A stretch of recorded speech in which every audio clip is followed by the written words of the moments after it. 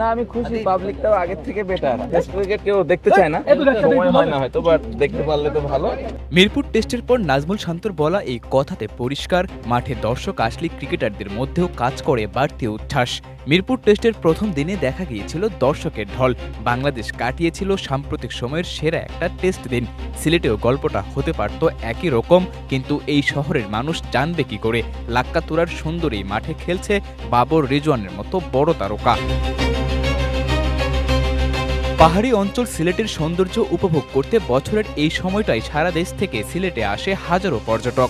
SMC plus electrolyte drink minerals ফিরিয়ে দিয়ে শরীরকে করে রিহাইড্রেট ও রিফ্রেশ, আর তুমি হয়ে ওঠো অদম্য।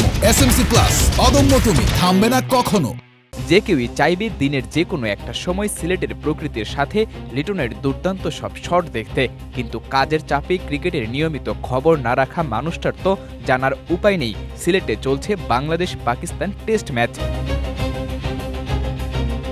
লাক্কাতুরার সুন্দর স্টেডিয়ামের এই পথ ধরেই পর্যটকদের যেতে হয় সাদা পাথর, বিছানাকান্দি কিংবা রাতারগুলের মতো দর্শনীয় স্থানে। বিসিবি চাইলেই এখানে বড় কোনো ব্যানার কিংবা পোস্টারের মাধ্যমে জানান দিতে পারত 5 মিনিট হাঁটলেই আপনি দেখা পাবেন লিটন শান্তর সাথে পাকিস্তানের বাবর রিজওয়ানের মতো বড় তারকাদের খেলা, কিন্তু সেসবের কিছুই নেই। প্রচারণার এই অভাবের কারণেই মিরপুর টেস্টে দর্শক আসলেও সিলেট টেস্টে এমন সুন্দর আবহাওয়াতেও গ্যালারি একেবারে ফাঁকা।